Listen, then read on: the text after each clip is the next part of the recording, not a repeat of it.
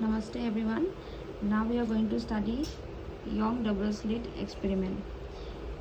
Here we can see a source, that is sunlight, and in front of it we can see a slit as not, that is a single slit. Through this the light will pass by, and just in front of the single slit there are again the arrangement of two slit S1 and S2. Now these two slits are producing the coherent sources. Two sources of light are said to be coherent if the waves emitted from them have same frequency. They have a zero constant phase difference. Okay, so they are considered to be coherent sources. Now when we have two coherent sources simultaneously, when they produce two light waves of same frequency having a zero or constant phase difference propagate in a medium simultaneously in the same direction, then due to their superposition maximum intensity is obtained at few point and minimum intensity at the other few points. So you can see the maximum intensity here, the bright region, yellow region, and the lesser intensity here where it is shown by the dark region. So here we can see the graph also. Here we can see the graphs also. The graphs are here. The peak are denoted by the bright region, and the crests are denoted by the bright region, and the trough are represented by the dark region. So the graph is a crest and trough graph simultaneously formed by this interference band of dark and bright region. Now for the deduction, I have already shown here the diagram. S1 and S2 are the slits, and from here we have to join the point P. The point P is on the screen, and the distance of S1 to P is R1. The distance from S2 to P is R2 plus delta. Delta is the difference between S1P and S2P, which makes the difference. So you can say, and if but in case of O, O is the center of the S1 and S2. Just in the mid of, you can say that these the difference between the distance between S1 and S2, and O is opposite to the screen. O is in the mid of this D distance. Now S1 to O and S2 to O is of same length, therefore the path difference will be 0. It is bright fringe in the center. Okay, now for the deduction, let's see the path difference. Path difference is delta, which is here. Now the path difference will be equal to S2A. S2A. I can say this as A. S2A. So to find the S2A, I have to do what? S2P minus AP, isn't it? So AP is equal to S1P. So I can write S2A is equal to S2P minus S1P. So here this is equation number 1.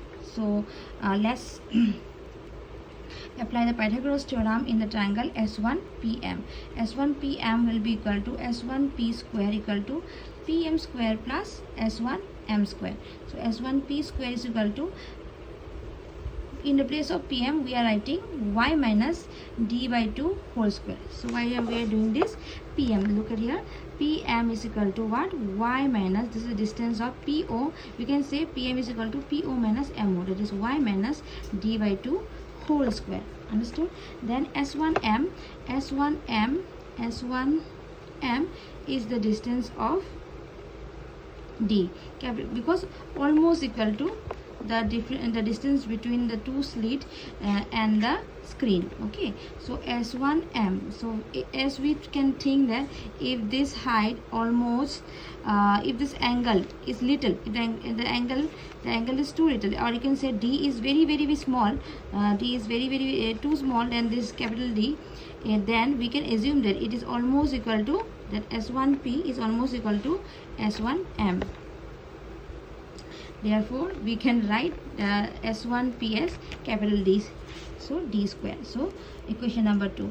Similarly in triangle S2PN, we can follow the same rule. S2P whole square equal to y plus d by 2 whole square, y plus d by 2 whole square plus d square. So in this case it will be y plus d by 2 whole square. So it is written here S1P is almost equal to S2P is almost equal to capital D. So which I have already clear. S1P is almost equal to S2P is almost equal to D. Again, since this D length is too much small than the capital D, therefore S1P is equal to S2P is almost equal to capital D. Therefore, we are doing this equation 3 minus equation 2.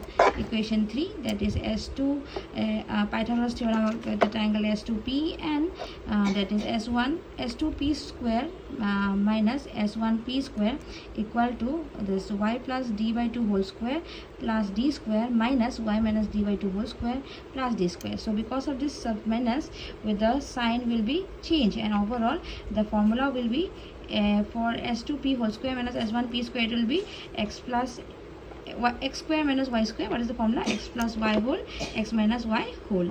So and for others, so a plus b whole square formula, we are putting this a square plus twice ab plus b square formula. So after putting all the values, we are getting it as delta d plus d. Why? In the case of, since S2P is almost equal to S2P and S1P is almost equal to capital D, we are putting as d plus d, and S2P minus S1P is equal to delta, isn't it? S2P is minus S1P is almost equal to the length of delta, isn't it? This is the previously told. Now delta d plus d is twice d is equal to twice yd. Why? Because yd plus yd twice yd. Now delta, that is the part difference, is equal to delta d by small d. So this is the deduction. This is the deduction of Young's double slit experiment. The y length PO is equal to delta capital D by small d.